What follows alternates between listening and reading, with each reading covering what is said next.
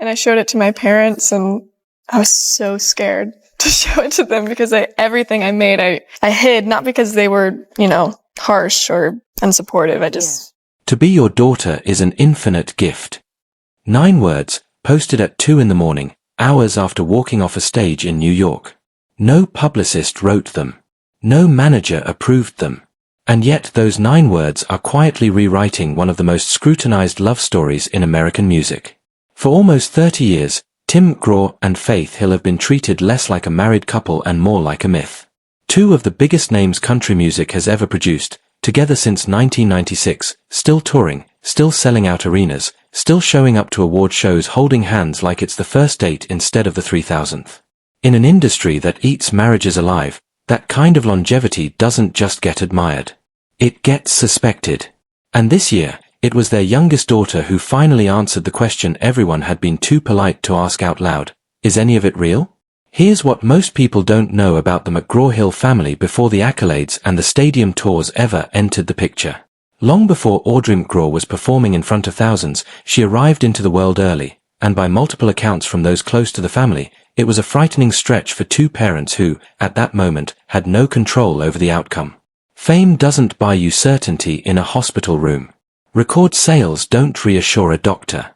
For a couple that the public would later assume had everything handed to them, that early chapter was a reminder that nothing about parenthood came with a guarantee, no matter how many awards sat on their mantle.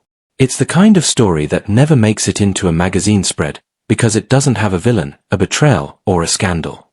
It's just 2 people terrified for their daughter, holding on to each other in a waiting room. But it matters, because families that go through something like that rarely come out the other side performing closeness for cameras. They come out of it changed, holding tighter to what they nearly lost. And if you're trying to understand why Audrey McGraw would eventually stand in front of thousands of strangers and talk about her parents the way she has, that hospital room is where the story actually begins. Think about how differently most of the coverage of this family reads. Chart positions. Ticket sales. Joint tours that set new benchmarks for what a husband and wife act could pull off on the road. Award show entrances, red carpet interviews, the kind of polish that makes a marriage look almost too tidy to be believed. Almost none of it touches the part of their story that was actually frightening, actually uncertain, actually outside their control. That imbalance matters, because it's exactly why so many people default to suspicion when they look at this family. When the only version of a couple's life you ever see is the curated one, it's natural to assume there's a messier version hiding underneath it. Nobody stops to consider that the messiest, most vulnerable chapter of their story already happened, decades ago, far from any camera, and that it may be the very reason the rest of it looks the way it does. There's also a detail that rarely gets connected to any of this, and it's worth sitting with for a moment. Watch enough interviews with Tim McGraw or Faith Hill, and you'll notice the way both of them talk about their daughters. It isn't the polished, media-trained enthusiasm you'd expect from 2 people used to answering questions for a living. It reads more like relief, the kind that never fully wears off once you've come close to losing something you couldn't get back. That's not a detail built for a press release. It's the kind of thing that slips out because it's simply true. Fast forward more than 2 decades, and Audrey isn't the toddler trailing behind 2 superstars anymore. She's 24, an artist in her own right, releasing original music, covering Neil Diamond, touring alongside Brandi Carlile, and even landing a role in the Paramount Plus series Landman. She has every reason, professionally speaking, to want distance from her parents' shadow. That's simply how it works for children of famous performers. The ones trying to build an independent identity usually create at least a little separation from the family brand, even subconsciously, even in small ways, because otherwise they risk being seen as nothing more than an extension of their parents' fame. So when Audrey started speaking publicly about her family, the expectation, fair or not, was that we'd hear the diplomatic version. The careful compliment. The kind of answer celebrity kids learn to give the moment they realize their words can become headlines.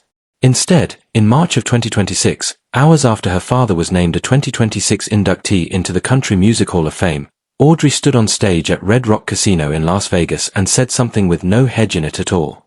She told the crowd she came from a Mississippi woman and a Louisiana man who had just been inducted into the Hall of Fame, and added, simply, that she was proud of her dad, proud of both her parents, and that she loved them. No qualifiers.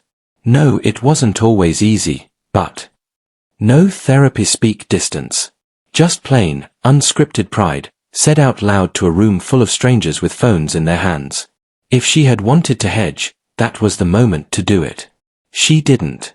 Contrast that with how these moments usually go for children of famous parents. When a relationship is genuinely strained, the praise tends to come out sounding rehearsed, wrapped in careful language about growth and boundaries and doing the work. You hear versions of "we've had our ups and downs, but we're in a good place now," phrasing built to sound generous while still leaving room for a complicated past. Audrey's comments contained none of that scaffolding. There was no acknowledgement of a difficult childhood on the road, no veiled reference to time lost to touring schedules, no mention of sacrifices she had to quietly absorb so her parents could keep performing. Just pride, stated plainly, with nothing held back and nothing to gain from saying it if it weren't true. And that wasn't a one-time thing, either. What makes Audrey's comments land differently than the usual celebrity family talking points is the pattern behind them. This wasn't a single soundbite engineered for a headline. It was a sentiment she repeated, unprompted, across separate occasions, months apart, in front of completely different audiences, with nothing to gain from saying it if she didn't mean it. Then came July. On the 24th, Tim McGraw was midway through his pawn shop guitar tour, playing Jones Beach Theater in Wantagh, New York, doing what is done for decades, giving a packed crowd exactly the show they paid for. What nobody in that venue expected was for his youngest daughter to walk out unannounced and take the stage herself. Surprise cameos happen at country shows all the time. Usually it's brief. A wave, a quick harmony, a moment for the crowd to react before the headliner takes the set back. That's not what happened at Jones Beach. If Audrey had wanted to use that platform to promote her own material, nobody would have blamed her. She had an entire arena's attention and complete creative freedom. Instead, she chose to perform Stronger, the emotional 2002 single from her mother's album Cry. Think about what that choice actually says. It's her father's tour, his stage, his audience. And in the middle of his set, Audrey chose to sing a song that belongs entirely to Faith Hill. In one performance, she managed to put both of her parents at the emotional center of the same moment, on a stage technically owned by only one of them. Fans in the crowd immediately picked up on how closely her vocals echoed her mother's, and clips of the performance spread quickly online, with fellow artists like Martina McBride and even Rita Wilson leaving comments praising what they'd just watched. Picture the mechanics of that night for a second.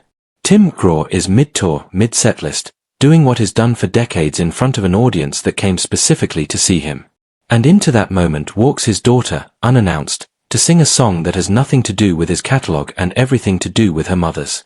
There was no obligation for her to make that choice. Nobody would have questioned it if she'd used the platform to debut new music of her own, the way most rising artists would have handed a stage that size. Instead, she used the biggest audience available to her that night to make sure her mother was standing right there in the room too, even though Faith Hill wasn't physically on that stage at all. That's not the move of someone nursing quiet resentment. That's the move of someone who wanted, specifically and deliberately, to honor both parents in the same breath, in front of the same crowd, on the same night. What Audrey did afterward tells you just as much as the performance itself. She didn't just let the moment speak for itself and move on. She went home and posted about it, more than once, in her own words. In one post, she said she didn't have the words to describe the honor of singing her mother's song at her father's show, and added that being their daughter felt like an infinite gift, saying she loved them and was always proud of and inspired by them. In a second post, this one, addressed directly to her father, she thanked him for having her out there and told him how proud she was, signing off with nothing but warmth. 2 posts. 2 different angles. The same underlying message both times. If Audrey were sitting on some hidden family tension, this is not how you'd expect her to handle it. People managing a strained public image tend to be careful, brief, and vague. They post once, keep it short, and move on before anyone reads too much into it. Audrey did the opposite. She elaborated. She named specifics. She thanked her father's touring band by name. That's not the language of someone managing a narrative. That's the language of someone who simply had more to say because she meant every word of it. So here's the actual twist in this story, and it's not the one anyone was expecting. For years, the public assumption around Tim McGraw and Faith Hill has been that a marriage this photogenic, this durable, this consistently celebrated, had to be hiding something. That instinct isn't irrational. We've all watched enough public marriages collapse, enough reconciliation photos get followed by divorce filings a year later, to treat long-term celebrity happiness as something to be doubted rather than believed. When a couple survives 30 years in an industry that chews up far shorter relationships, people don't usually assume they're genuinely happy. They assume they're simply better at hiding the cracks than everyone else.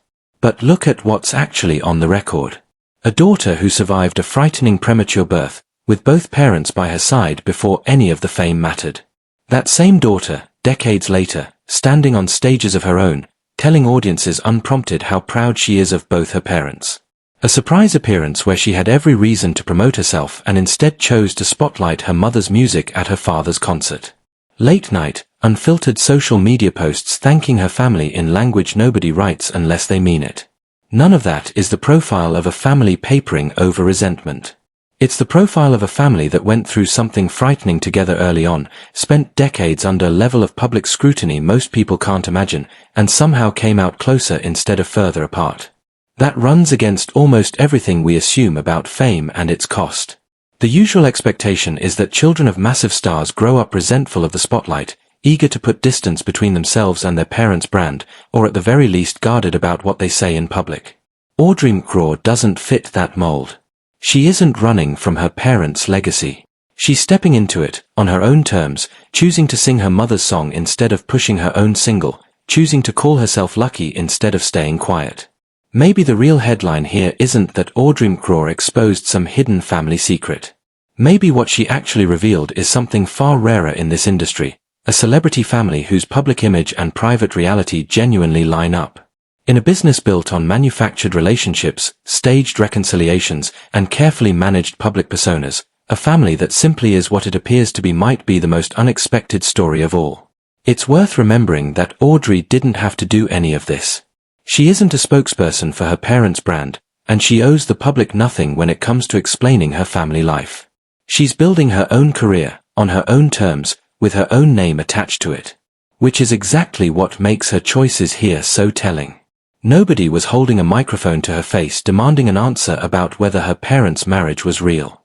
She volunteered every bit of it, unprompted, across separate nights, separate cities, and separate platforms, and each time the answer came back the same. Which leaves one honest question worth sitting with. Why were we all so quick to assume they had to be hiding something in the first place? Tim McGraw, Faith Hill, and their daughter have spent years being treated as a family too perfect to be believed. But the quotes are on the record. The performance happened in front of thousands of witnesses. The posts are still up, in her own words, unedited. And together, they tell a much simpler story than the one we were expecting. Sometimes what you see from the outside really is what's happening on the inside.